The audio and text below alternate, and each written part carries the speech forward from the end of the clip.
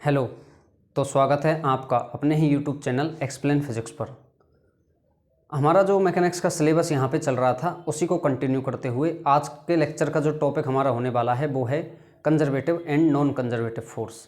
तो सबसे पहले हम यहाँ पर कंजर्वेटिव फोर्स के बारे में पढ़ेंगे, देन हम नेक्स्ट नॉन कंजर्वेटिव फोर्स के बारे में पढ़ेंगे।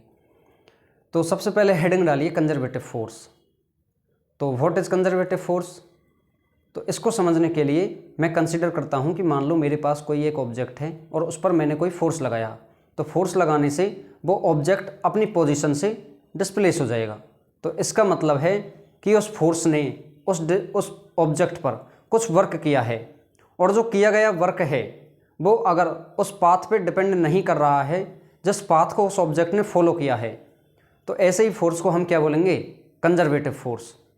तो इसको हम किस तरह से लिख सकते हैं कि if work done by the force is independent of path followed by the object then force is said to be conservative force.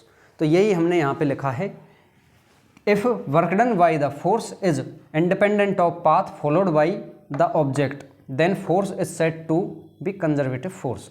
और जो इसके एग्जाम्पल हैं वो एग्जाम्पल है, मान लो एक तो है ग्रेविटेशनल फोर्स, दूसरा इलेक्ट्रोस्टैटिक, रीस्टोरिंग फोर्स भी क्या होता है? कंजर्वेटिव फोर्स है हमारे पास। तो अब हम प्रूफ करते हैं, इनमें से कोई एक फोर्स लेते हैं और उसको प्रूफ करते हैं कि वो कंजर्वेटिव है या नहीं है। तो हम सबसे पहले देखते हैं कि मान लो ग्रेविटेशनल फोर्स है या नहीं है। तो इसको हम एक क्वेश्चन बना के यहाँ पे लिखते हैं कि शो दैट ग्रेविटेशनल फोर्स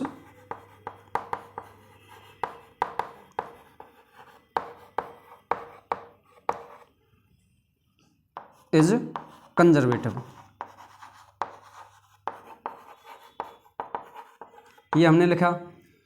अब हम इसको कंजर्वेटिव प्रूफ करने के लिए क्या करते हैं कि मान लो कोई एक मास m का पार्टिकल है ए पॉइंट पर, और उसको मुझे लाना है किसी पॉइंट b पर यहाँ पे। तो मैं उसको इस तरह से भी उस पर ला सकता हूँ b पॉइंट पर यहाँ पर, और उसको मैं इस पाथ के अलोंग भी b पर ला सकता हूँ, और उसको मैं ये इस पाथ के अलोंग भी b पर ला सकता हूँ। तो जो कंजर्वेटिव फोर्स है वो पाथ पर डिपेंड नहीं करते। इसका मतलब a से b तक जाने में जो वर्क हुआ है वो क्या होना चाहिए? इंडिपेंडेंट ऑफ पाथ होना चाहिए। तो इसका मतलब मैं चाहे इसको ए से बी तक इसको इस पाथ के अलोंग लाऊं, चाहे इस पाथ के अलोंग लाऊं, चाहे इस पाथ के अलोंग लाऊं, तीनों में वर्क डन क्या आना चाहिए? हमारा सेम आना चाहिए। तो मान लो इस पे जो मास पार्टिकल का जो है, ये हमारे पास मास पार्टिकल का ऑब्जेक्ट, इस पर नीचे लग रहा है ग्रेविटेशनल फोर्स mg, और ये जो डिस्प्लेसमेंट है वर्टिकल, इसको मैंने यहाँ पे मान लिया है, मान लो h डिस्प्लेसमेंट ही मैंने यहाँ पे कंसिडर किया है। और ये जो डिस्प्लेसमेंट है इस तरह से हॉरिजॉन्टल, इसको मैंने मान लिया उस पर p मान लिया है। और ये जो सीधा डिस्प्लेसमेंट मैंने इसको s कंसिडर यहाँ पे कर लिया है। और मान लो ये जो पाथ है, ये पाथ हो गया 1 मेरा, ये हो गया 2, और ये हो गया 3 पाथ। और इन तीनों पाथ के अलोंग ही हमें क्या फाइंड करना है? यहाँ पे वर्क डन फाइंड करना है। तो वर्क डन फाइंड करने के लिए अपन जानते हैं वर्क डन क्या होता है? एफ डॉट डी, और इसको ही हम लिखते हैं एफ डी कॉस थीटा, और थीटा एफ और डी के बीच में होता है, ये अपन जानते ही हैं, हमने पिछले लेक्चर्स में पढ़ चुके हैं वर्क डन के बारे में।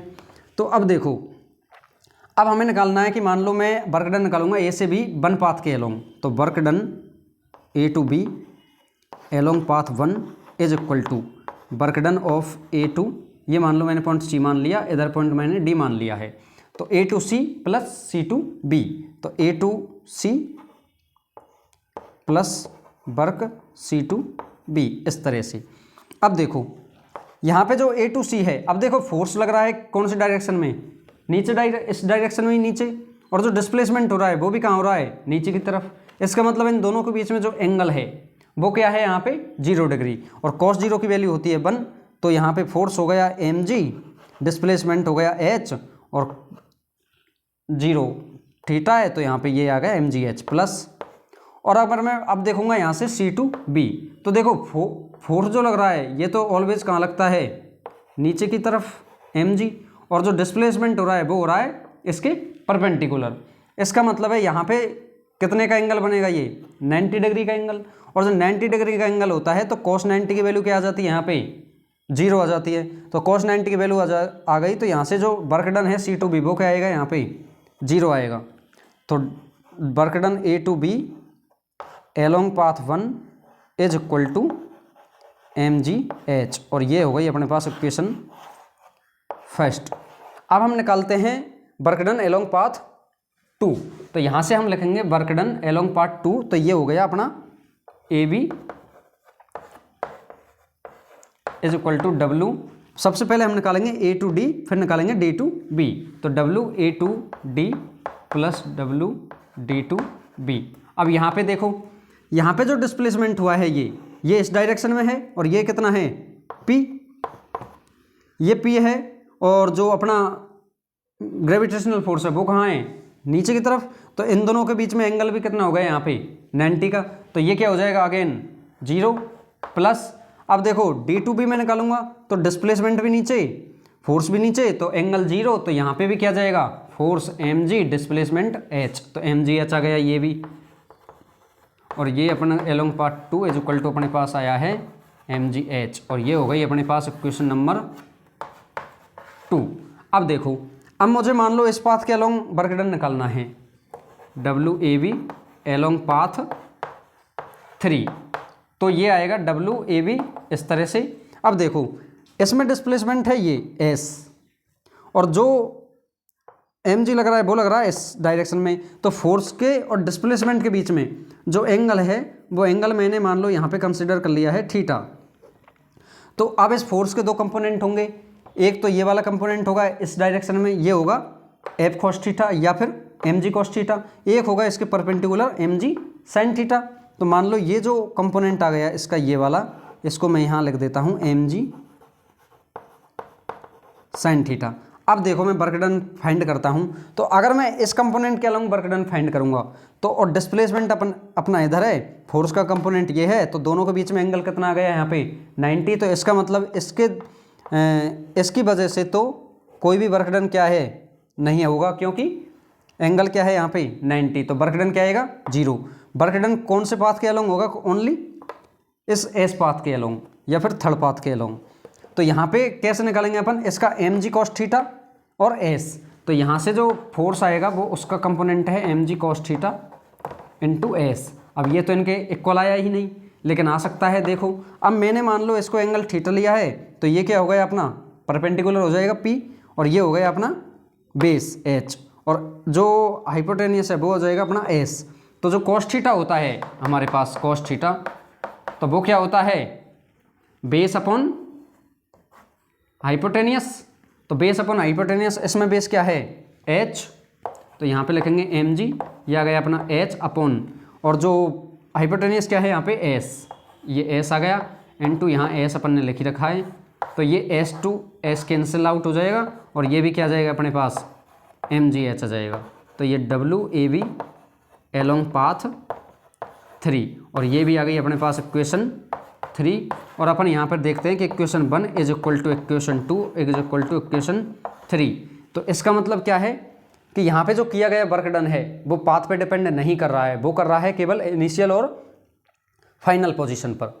इसको हम इस तरह से भी समझ सकते हैं कि मान लो तुमने किसी शॉप से पिज़्ज़ा ऑर्डर किया है, तो पिज़्ज़ा ऑर्डर किया है तो मान लो तुम उसको उस ऑर्डर के 30 रुपीज़ देने वाले हो, तो तुम केवल शॉप से और तुम्हारे घर के आने तक के ही 30 रुपये दोगे। अब पिज़्ज़ा वाला चाहे इस पाथ के अलोंग आए, चाहे इस पाथ के अलोंग आए, चाहे इस पाथ के अलोंग आए, इससे तुमको कोई मतलब नहीं है। तो तुम केवल पैसे किसको दोगे, पॉइंट ए से पॉइंट बी तक लाने के, ना कि कौन सा पाथ उसने फॉलो किया है। तो इस तरह से हम कंजर्वेटिव फोर्स को समझ सकते हैं, लेकिन अभी तक हमने यहाँ पर केवल ग्रेविटेशनल फोर्स को ही यहाँ पे समझा है। हमें अगर कोई और दूसरा जनरल फोर्स दे दे तो हम उसको किस तरह से डिफाइन करते हैं कि ये कंजर्वेटिव फोर्स है या नहीं है। तो इसको डिफाइन करने के लिए हम नेक्स्ट स्लाइड पे चलेंगे। जब तक आप इसको एक बार पॉज करके लिखिए और फिर हम पढ़ते हैं आगे।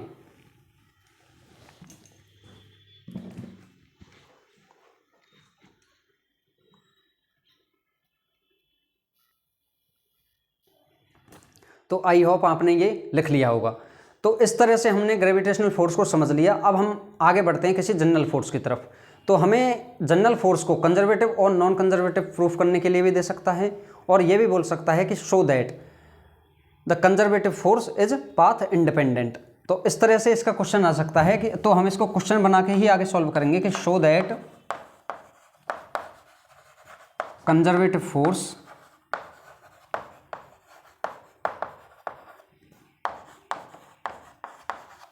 Is path independent.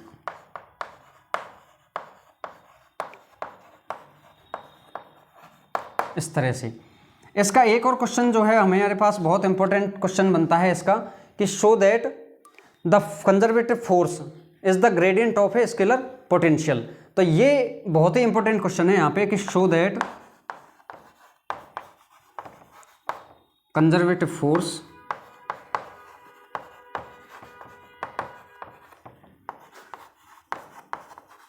इज, या फिर फोर्स की जगह अपन को कंजर्वेटिव फोर्स फील्ड भी दे सकता है, तो यहाँ पे फोर्स फील्ड भी यहाँ पे दे सकता है, is gradient of scalar potential.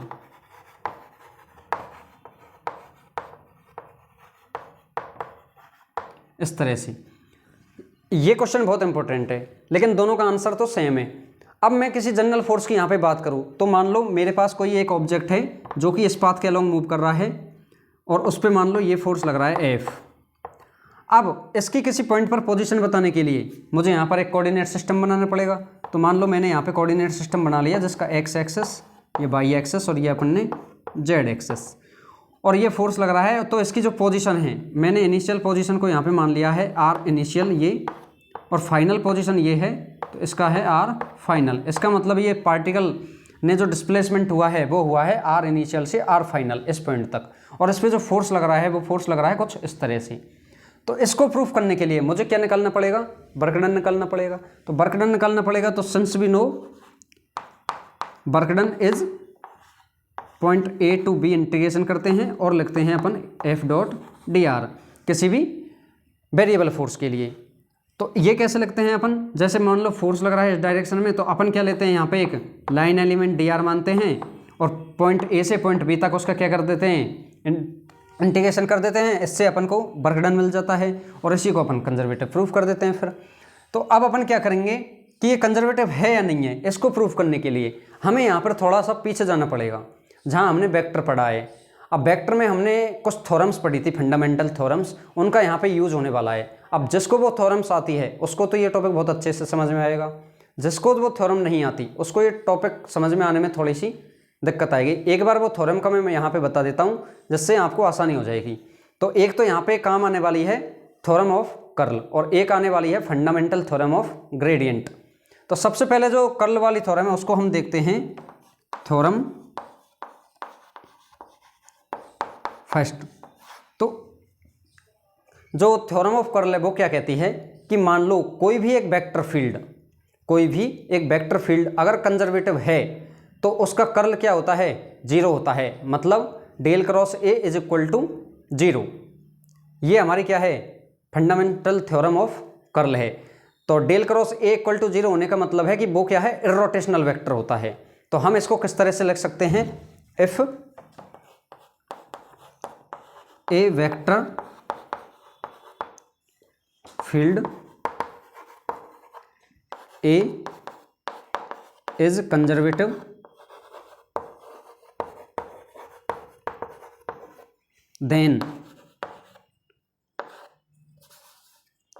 then curl of a vector will be equal to 0।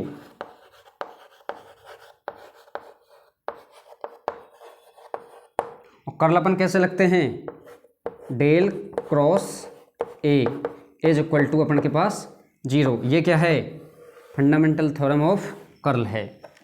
अब इसके बाद इसमें नेक्स्ट क्या आता है कि अगर किसी का कर्ल 0 है इसका मतलब वो इर्रोटेशनल वेक्टर है, तो उसको हम किस में लिख सकते हैं, ग्रेडियंट ऑफ स्केलर पोटेंशियल में हम यहाँ पे इसको लिख सकते हैं।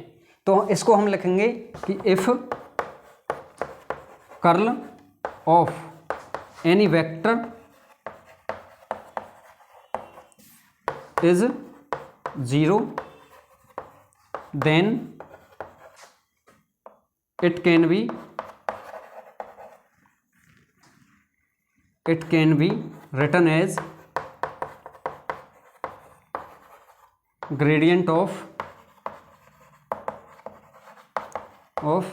Scalar potential.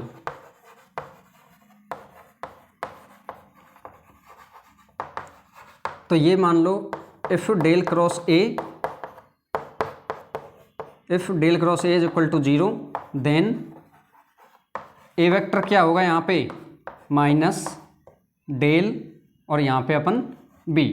ये क्या है, एक स्केलर पोटेंशियल या स्केलर फंक्शन, यहाँ पे अपन इसको फाई भी लिख सकते हैं, डेल फाई।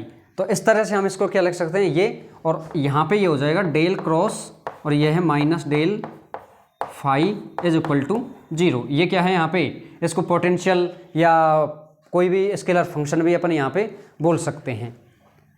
अब हमने देखा है, ये जो है अपने इक्वेशन फर्स्ट मान लेते हैं क्योंकि ये नई बात है, नया जो टॉपिक है एक तरीके से। तो एफ डॉट डी आर ये है। तो अब मान लो अपन ने फोर्स को लिया है यहाँ पे कंजर्वेटिव, कि मान लो ये फोर्स है कंजर्वेटिव, तो कंजर्वेटिव फोर्स है तो इसका मतलब क्या होगा कि इसका भी कर्ल क्या आ जाएगा अपने पास, डेल क्रॉस एफ भी क्या आएगा अपने पास 0 आएगा। और जब डेल क्रॉस एफ 0 है तो इसका मतलब क्या होगा कि F can be written as minus del और बी, और बी क्या है यहाँ पे पोटेंशियल एनर्जी, बी क्या है यहाँ पे, इसको अपन लिख सकते हैं पोटेंशियल एनर्जी यहाँ पे। इस तरह से हम यहाँ इसको लिख सकते हैं। अब जो सेकंड थ्योरम जो हम पढ़ते हैं, थ्योरम ऑफ ग्रेडियंट। तो ग्रेडियंट की थ्योरम क्या कहती है कि अगर किसी भी हम स्केलर क्वांटिटी का जब क्या करते हैं इंटीग्रेशन करते हैं इस पाथ के अलोंग, तो वो किस पे डिपेंड कर रहा है, इनिशियल और फाइनल पोजीशन पे। तो फाइनल पोजीशन और इनिशियल पोजीशन पे डिपेंड कैसे कर रहा है वो, कि अपन क्या करेंगे del V dot D R कर देंगे इसका। तो अब अपन फंडामेंटल थ्योरम ऑफ ग्रेडियंट का लेंगे। अब सबसे पहले अपन इसको क्या लिखते हैं, फ्रॉम इक्वेशन फर्स्ट इसको लिखेंगे अपन। तो एफ को भी अपन कैसे लिख सकते हैं, F equal to minus del B. अब हम देखते हैं इक्वेशन फर्स्ट से। तो फ्रॉम इक्वेशन फर्स्ट तो अपन इक्वेशन फर्स्ट को में जो वर्क डन है उसको लिख सकते हैं यहाँ से आर इनिशियल से आर फाइनल। ये पॉइंट ए को आर इनिशियल लेंगे अपन यहाँ पे, आर इनिशियल से आर फाइनल यहाँ पे, और यहाँ पे जो लिखेंगे आर, ये करेक्शन कर लेना, आर इनिशियल आर फाइनल, ये आर इनिशियल से आर फाइनल, और एफ को लिख सकते हैं अपन यहाँ पे क्या माइनस डेल वी डॉट अपने पास डी आर, और जो डब्ल्यू है इक्वल टू माइनस को बाहर लेंगे और यहाँ लिखेंगे आर इनिशियल से आर फाइनल और del V dot D R, इस तरह से। तो ये क्या आ गया अपने पास इक्वेशन नंबर 2 आ गई। अब हम यहाँ पे यूज में लेंगे थ्योरम ऑफ ग्रेडियंट, तो उसको पढ़ेंगे। तब तक एक बार इसको आप लिखो पॉज करके और उसको हम लिखते हैं आगे।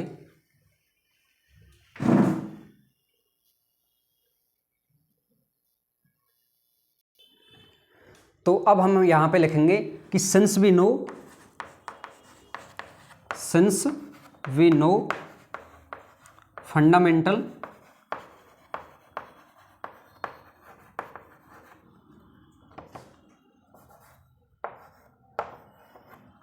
Theorem of gradient. तो फंडामेंटल थ्योरम ऑफ ग्रेडियंट क्या होती है, A to B del T dot d l is equal to होता है T at point B minus T at point A. तो अब हम लिखेंगे नाउ इक्वेशन 2 बिकम्स, ये जो है हमारे, इसको समझने के लिए आप वेक्टर वाले लेक्चर्स देख सकते हैं जिसमें ये अपन ने डिटेल में कराया हुआ है। यहाँ पे कोई स्केलर क्वांटिटी है जिसका इंटीग्रेशन हम इस तरह से करते हैं, तो वो किस पे डिपेंड कर रही है, एक फाइनल पॉइंट पर, एक इनिशियल पॉइंट पे। तो इस तरह से हम इसको लिख सकते हैं। तो अब इक्वेशन 2 को अगर हम लिखेंगे तो ये क्या आ जाएगा, work done is equal to minus, यहाँ पे जो पोटेंशियल है वो भी किस पे डिपेंड करेगा, इनिशियल और फाइनल पोजीशन पे। तो ये भी आ जाएगा work done is equal to minus ये आर इनिशियल आर फाइनल है, ये यहाँ पे del B dot D R है। तो ये भी कैसे लिखेंगे अपन, minus B R final minus B R initial है हमारे पास। इस तरह से इसको यहाँ पे लिख देंगे अपन, ये B R final minus B at point R initial. अब माइनस कॉमन लेंगे तो ये क्या हो जाएगा, work done is equal to B R initial minus B R final. तो इस तरह से हम क्या लिख सकते हैं कि इसका वर्क डन किस पे डिपेंड कर रहा है, इनिशियल पोजीशन और फाइनल पोजीशन पर, ना कि कौन सा पाथ इसने फॉलो किया है उस पर। तो हम इसको किस तरह से लिख सकते हैं कि work done does not depend on path in conservative force.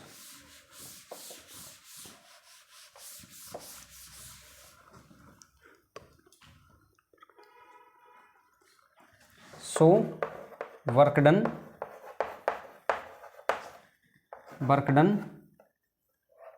does not depend on path followed by the object।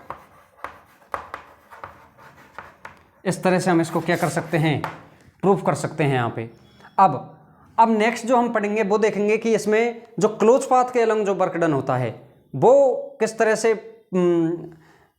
Initial और फाइनल पोजीशन पर डिपेंड कर रहा है या नहीं करता। तो हम यहाँ पे समझते हैं उसको, जैसे मान लो कोई भी एक ऑब्जेक्ट है, वो आर इनिशियल पोजीशन इसकी ये है, और मान लो इस पाथ के अलॉन्ग वो मूव करता हुआ यहाँ जाके अगेन यहाँ से वो कहाँ गया, इसी पोजीशन पर आ गया।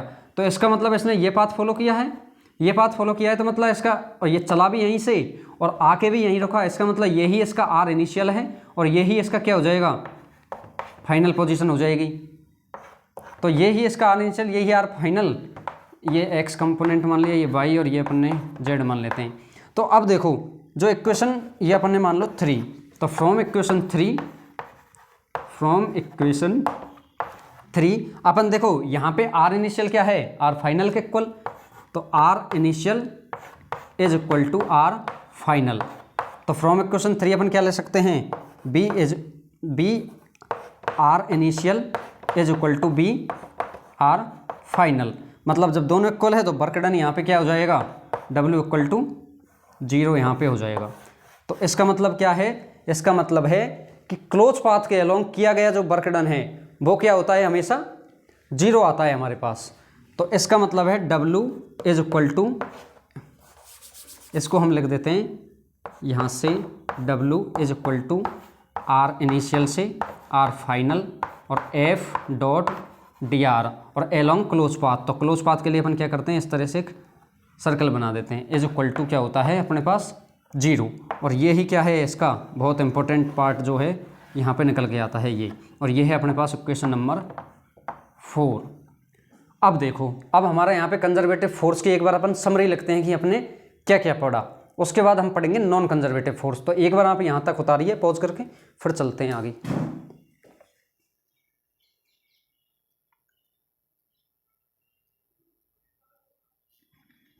अब देखो, अब अपन ने कंजर्वेटिव फोर्स में अब तक जो पढ़ा है उसकी क्या है समरी। अपन अगर लिखेंगे तो अपन क्या क्या चीज़ें अभी तक हमने इसमें पढ़ी है कि इफ़ एफ इज कंजर्वेटिव, तो अब तक क्या क्या पढ़ा है कि अगर एफ कंजर्वेटिव है तो क्या होगा, एक तो इसका कर्ल क्या होगा, del cross F is equal to 0, और कर्ल 0 है तो मतलब इसको अपन क्या लिख सकते हैं, F equal to minus del B, gradient की टर्म में लिख सकते हैं। तीसरा क्या पढ़ा था अपन ने कि जो वर्क डन है आर इनिशियल से आर फाइनल और एफ डॉट डी आर वो क्या होता है, पाथ इंडिपेंडेंट होता है। ये अपन लिखेंगे path independent.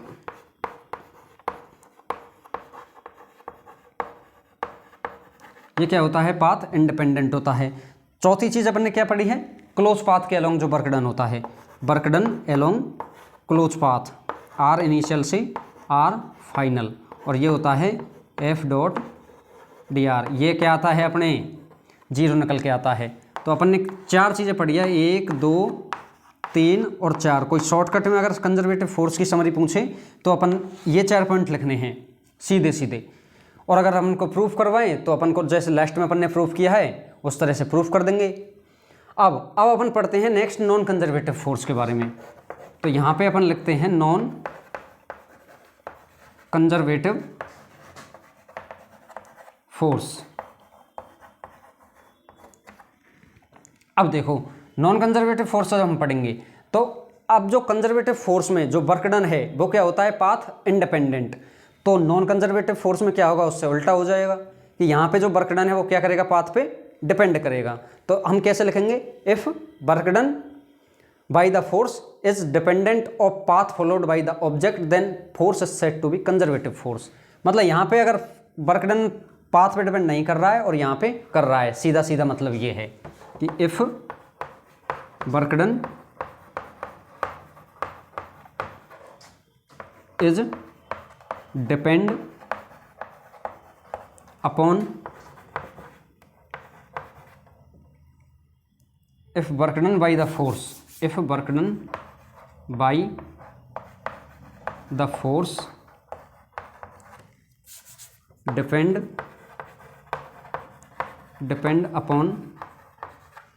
upon path followed by the object then force is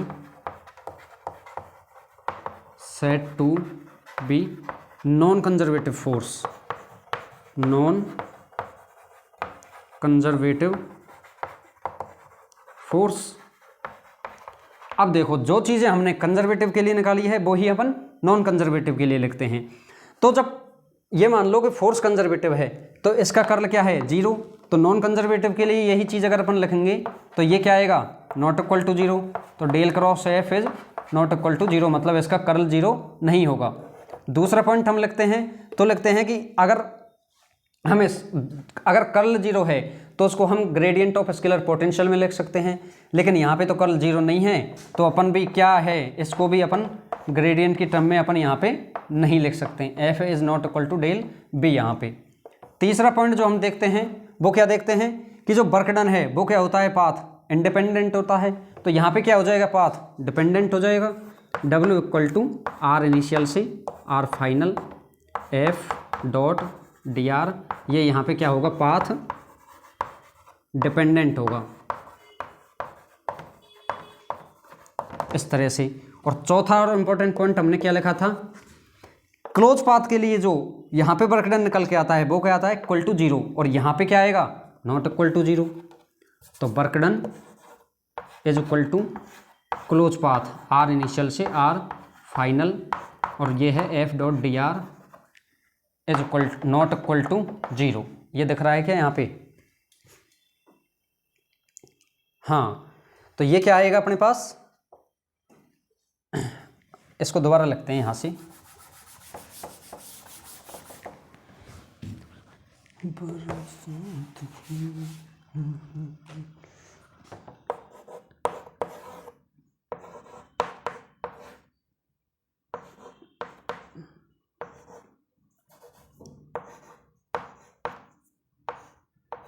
F dot D R is not equal to 0। सिर्फ कंपेयर करके लिख देना है और यही क्या हो जाएगा अपना नॉन कंजर्वेटिव फोर्स। ये नीचे आर इनिशियल है, यहाँ पे R initial not equal to 0, और ये है अपने के पास work done is along close path is equal to 0। ये अपना हो गया यहाँ पे conservative and non conservative force. यहाँ तक ढंग से पढ़ना है और हम नेक्स्ट स्टार्ट करेंगे यहाँ पे नेक्स्ट टॉपिक दूसरा, वर्क एनर्जी थ्योरम। ठीक है, थैंक यू, धन्यवाद।